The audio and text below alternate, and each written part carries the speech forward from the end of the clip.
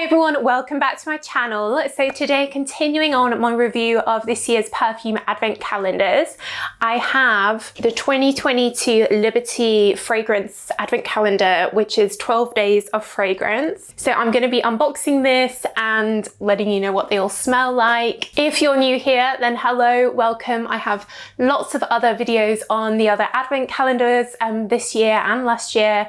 I'll leave them linked down below. And I also have hundreds and hundreds of videos about different perfume ranges, all the new perfumes, as well as my blog, which has detailed articles on. So do check them out if you haven't checked out my other videos and blog before. And if you're a regular viewer, do check to see if you're subscribed and give the video a thumbs up. That really helps me.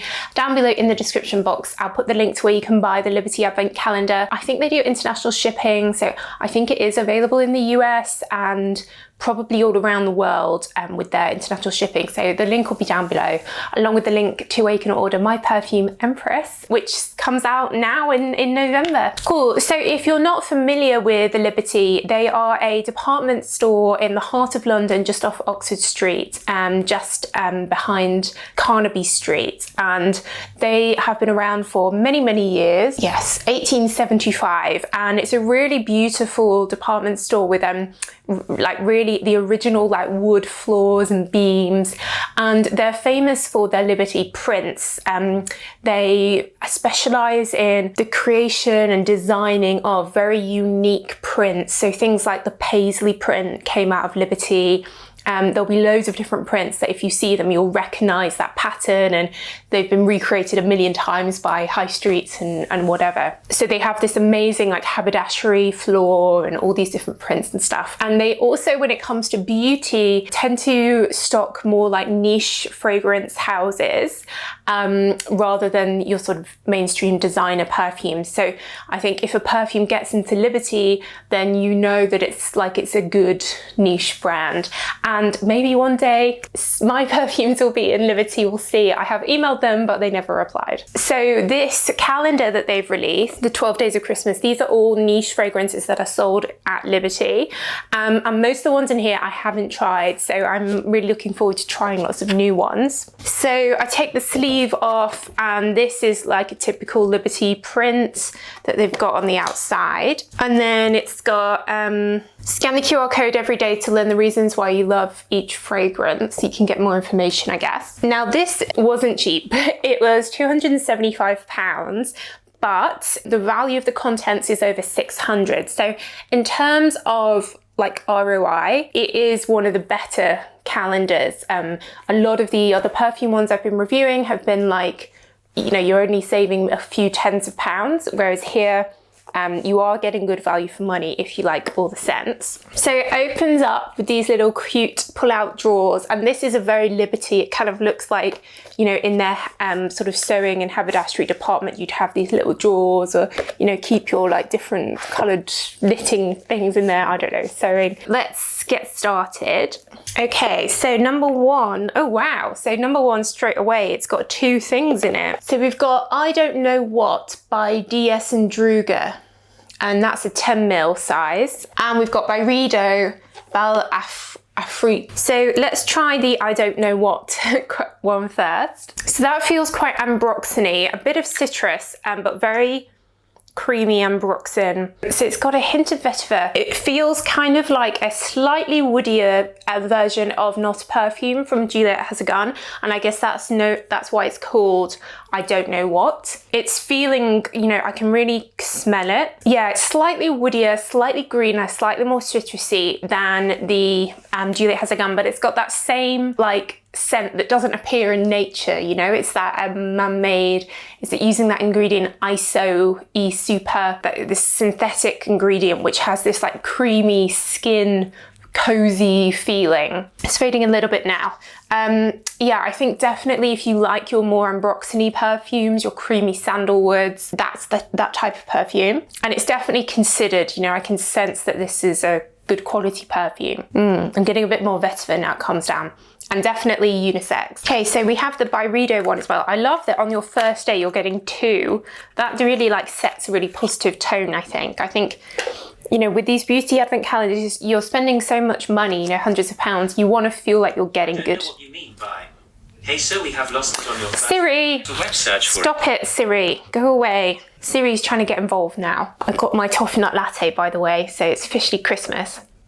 Okay, so the Byredo one. Okay, this is kind of along a similar like vein. It's fresh unisex. Again, I'm getting vetiver, I'm getting a bit of citrus, but it's a bit greener than the other one. Warm, musky lemon. It's nice. I think I prefer this to that one. It doesn't have the same creaminess of the that ambroxany feeling. Instead, it's a little bit more greener. I think that would definitely be for me like a very summery, summer fragrance for sure. Daytime. But both of them very classy. I can imagine a lady who shops at Liberty, who's, you know, very rich, old English money, would wear these kind of perfumes during the summer. You know, I can imagine Kate Middleton wearing these. So number 2 is one of the smaller drawers, and it is Byredo Georgette. So this is a brand that I don't know, as you can probably tell. Okay, so this, what size are you, Mr. Spray? You are a 7.5 mil. So I like that they're not just like really small sizes as well. They're proper like travel sprays. Oh, wow. Okay, this is a definitely heavier fragrance. This is not summer. So this is your slightly oudy patchouli and rose. Combination that you see quite a lot, patchouli and rose, right? Like for rose perfumes, you tend to get ones that are like fresher rose, or you get, you know, like dew on a rose in the morning, or you get a rose which is like heavier, which tends to be the Tafe rose from France, as opposed to the damask rose, which tends to be a bit fruitier, a bit lighter. I have a video upon all the different types of roses used in perfume. Yeah, that's really heavy. It reminds me of what the rose one from Creed. I can't recall its name. Is it the pink one? Yeah, it's very strong, very heavy. I can tell it's, you know, an expensive, good quality perfume. That's like a strong patchouli rose. Definitely too much oud and patchouli for me. That's not to my taste, but I can tell it's really strong. Okay, so number 3 is another one where you get 2. So we've got Laboratory Parfums Eau de Toilette. Ooh, and this funny little, okay, what are you? So this is from a brand called Ancampora. So I've literally been trying to get into this bottle for ages, and I'm scared I'm going to break it or something. From a little bit of Googling, I can see that it's a simple pure musk essence, like just a simple musk, like a Narciso Rodriguez type scent. I'm a bit scared of what to do about this one. Okay, so I'm going to just leave that and think about it for a while. Okay, so the Laboratory perfumes. Okay, so we've got 2 in here from Laboratory. Okay, so we've got one called Gorse and one called Amber. Okay, so let's try Gorse first. That's a spicy citrus. Oh, a bit of green. That reminds me of the scent, which I don't know what it was actually, that my granddad used to use as aftershave after he shaved. It's a bit like Sauvage, Dior Sauvage. For me, that's quite masculine. It's, yeah, I find these spicy citruses quite masculine. It's fairly light as well. And then the Amber one, again, that's got similar spicy vibes. It's definitely heavier. Yeah, again, definitely masculine, spicy. Both feel relatively fresh, like, you know, waking you up in the morning type scent. This one's starting to get a little bit green now, like green grass rather than vetiver. Both nice for a man if you're a man that likes your more citrusy, fresh fragrances, you know, very much like the daytime. Okay, so next, number 4, another large packet. So this one is Creed Aventus. Now this is a perfume I know very well. We used to sell this in the shop when I worked in a perfume shop, and it was definitely the best seller for men. It's one of those fragrances that you either love or hate. I think it's got an aluminium-y tone in it to me, and it uses things like pineapple. It's really strong. It's very male, like sporty. It tended to be this sort of younger men, sort of 40 and under maybe, that would prefer the Aventus over their more traditional fragrances in Creed, like Green Irish Tweed. And it's yeah, it's good for men. Like, it's so strong. It lasts all day and into the next day. You know, the Creed fragrances are expensive, but most of them do last very well. So yeah, but it's definitely a man's fragrance. There is a Creed Aventus for her, which is totally different. It's very citrusy and light. In fact, I have a video, I think, comparing the two. Right, number 5. Okay, so this is by a brand called Killian. Now Killian, I did a video from them of their perfumes a few years ago, and they've changed the bottles since then and got a different scents and stuff. So I'm excited to try. I think this one, so this is Love by Killian. I think this has stayed the same from what I tried a while ago. They used to come in these orb bottles, like a circle. They weren't very practical. They did kind of fall over a bit, and now they all come in these rectangular bottles. Okay, yeah, Love by Killian. So it's got quite a colour to the liquid. Yeah, I remember this smell so well. I used up all the sample I had of it. I think it's definitely one of my favourites, if not my favourite, from Killian. It has a marshmallow note in it. When you hear that, you think, oh, gross, like super sickly. And it isn't sickly, it's like warm and cozy, like a winter feeling, because it mixes it with a tuberose. Actually, no, it's orange blossom. It's marshmallow and orange blossom. I think it's their extreme version, which is tuberose, and it's like a milky tuberose. This one is, yeah, it's like a wintry, warm marshmallow on the fire scent. It's very comforting. It's definitely quite like sexy. I'd say it's probably not something to wear like to the office. It's more evenings, or, you know, around the fire at Christmas time or something. It's definitely unique. Like, there's nothing else out there that really smells like this, and the lasting power of Killian is very good. They are very expensive. I think the 50 mils like £195, so they're not cheap, and they've gone up since I last reviewed them for sure, but you get what you pay for, and you don't need a lot of sprays. So they're very decadent. It's a very decadent range, you know, the black branding and everything. It's very like nighttime, sexy, decadent range. But this is definitely one of my favorites. If you like orange blossom like me, and you're looking for something really wintry, perhaps you live somewhere that gets really cold, or Christmassy something, then I do think you'd like this if you like the type of scents I like. And it doesn't smell like cheap or anything. Sometimes, you know, people think, oh, if it's got like a sweet ingredient in, it's going to smell tacky, cheap. It doesn't at all. It smells elegant, sexy, interesting. But yeah, so you get 7.5 ml of that in here, which probably lasts you a good, you know, a decent amount of time. But yeah, that's definitely my favorite so far from the range, and it's the one that's most to my taste, I guess. So next, in number 6, we have 2 again.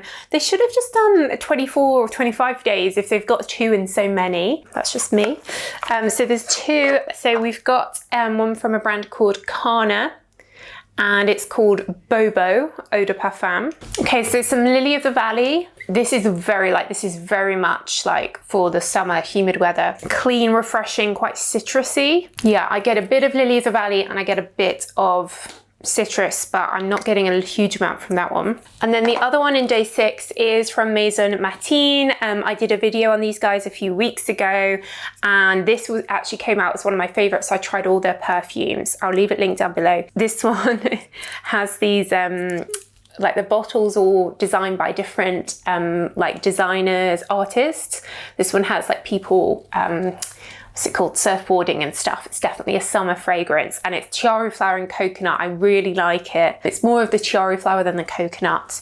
So that's a nice one. That's another one that I know for sure that I like. Okay, number 7. Ooh, wow. So this is a big, so it's a Liberty candle. Oh yeah, so it's got the beautiful peacock Liberty print on.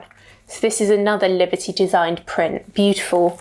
Hero Rose, Woodland Moss, Golden Amber. Oh wow, that's really rosy. Oh look, so inside you've got, this is the Liberty department store in the packaging inside. And then it's a plain glass. It's got, says Liberty on, and then there's something written on the top here. It says, "No minute gone comes ever back again.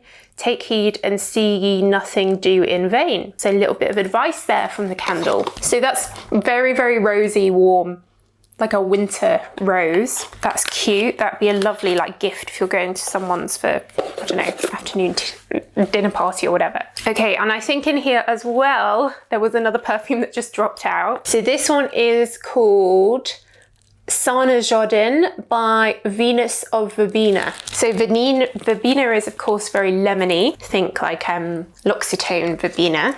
Oh, okay. It's a screw top. Oh no, it's a rollerball.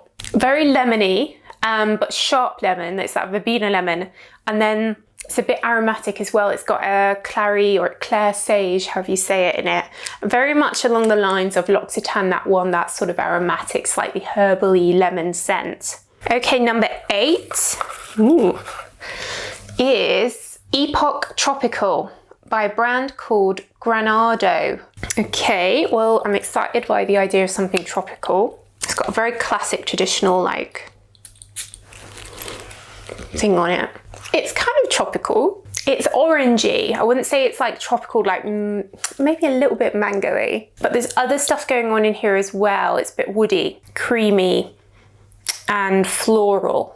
So it's kind of like a classic English scent. It reminds me a little bit of a sort of rose geranium florist type scent, very classic. And then it has this orangey, mango-y tropicalness to it. Very traditional, interesting. I think that's quite a unisex scent. Smells classy, smells interesting. It's an unusual combination. Yeah, it reminds me a bit of the Hermès Jardin range. It's like that grassy, slightly floral, fresh tropical vibe. Like, yeah, I think again, more spring, summer. That's an interesting one. Okay, number 9 is, ooh, this is very heavy. Samine Carved Oud, and I love this bright blue bottle. And then you've got, yeah, it's relatively heavy, like metal lid. I know I'm not a fan of oud, so, oh gosh, it's actually leaked a little bit. Gosh, that's heavy.com. That's just very heavy oud. I'm not an oud person, but if you are, that is a very strong heavy one. So this is a brand, Wilhelm Parfumerie, which I've seen a lot online, and I think a lot of fragrances come up that look like I'd like them, but I haven't actually gone out and actually bought any because they are really expensive, like sort of 150, 200 pounds. So, but I have been really keen to try them. So this one's called 125th and Bloom. It says Wilhelm Parfumerie is New York, so I assume that's like 125th Avenue, New York. So that's very leathery. It kind of reminds me of like a horse's stable. There's some saffron in here. It's a little bit powdery. Ooh, wow. It's very leathery. That's one of the leatheriest perfumes I've ever smelt. The name is misleading because bloom obviously makes you think flowers. I wonder if it's like Bloomingdale's or something it's meant to be. If you're looking for a leather perfume, this is like the leatheriest thing ever. Literally, you will just smell of a leather, like people think you've been riding or something. Interesting. Let me know if you guys have any Wilhelm Parfumerie perfumes. Which ones you think I would like? I know they do some ones that are more like fruity and stuff. Okay, number 11. Oh, I know this perfume, I know I don't like it. So Molecule, 01 and Patchouli. So the eccentric Molecule fragrances were huge ages ago, like maybe 15 years ago, because they came out and they have this ambroxany ISO ingredient, and everyone's like, oh, it doesn't have a smell, you spray it on yourself and it smells like unique, your own smell. And it's like, that's not possible. Like, you can't have something that's like got no smell. You spray it on one person, it smells of strawberries. You spray it on someone else, it smells of oud. Someone else, it smells of, you know, jasmine. Like, that's not how smell works. That's like science. So this is like patchouli and that like ISO-y creamy skin scent. Yeah, I find the Molecule perfumes quite masculine. I'm not a huge fan. But if you like patchouli, then maybe try that. Patchouli on its own tends to have a bit of an old-fashioned vibe in my view. So number 12, the final one. Oh, interesting. So this is a solid perfume from Diptyque. Interesting that they've put that as your final day. I haven't really tried solid perfumes much. Do let me know if you are a fan of them? Like, do you think that they're a good idea? Do you think I should be thinking about making solid perfumes from my perfumes? Because the hardest thing about my perfume is that it's got alcohol in perfume, so shipping is really hard and very expensive for me. Whereas a solid perfume, I think I could ship in the normal mail and it'd be way cheaper. I know that this is their fig perfume, and it's got little pictures of fig on it, so it's quite green, fruity, quite masculine. I'm not going to unwrap that because I think I know someone that would really like that and I can give it them as a gift. But yeah, it's fig leaves, green, figgy. Cool. So yeah, interesting. Like, they definitely have included a lot of like good sizes. They're all a decent good size. Those perfumes, if you wore them all, would probably last you all year. So value for money wise, I don't think it's that bad actually. If you compare it to the Jo Malone calendar, you're getting obviously more fragrance than there because that had more body products and candles. So I do think it's pretty good value for money. If you're someone who's really into niche perfumes, you like these more heavier, like deeper, more patchouli or more oud fragrances, I think this is nice for you, or nice to just discover totally new scents. My favorite, definitely the Killian one. I can still smell it on me now. I can smell it everywhere. So I think it's good. It's definitely really pretty, and you could definitely reuse this next year, or, you know, use it to store your Christmas baubles or whatever. Very thick, you know, good material. But yeah, so guys, let me know what you think. Have you tried this one? What do you think of this one compared to the others I've reviewed? Let me know down below in the comments. I do read all your comments. But that's it, guys. So thanks so much for watching as always, and I will see you in the next video. Bye.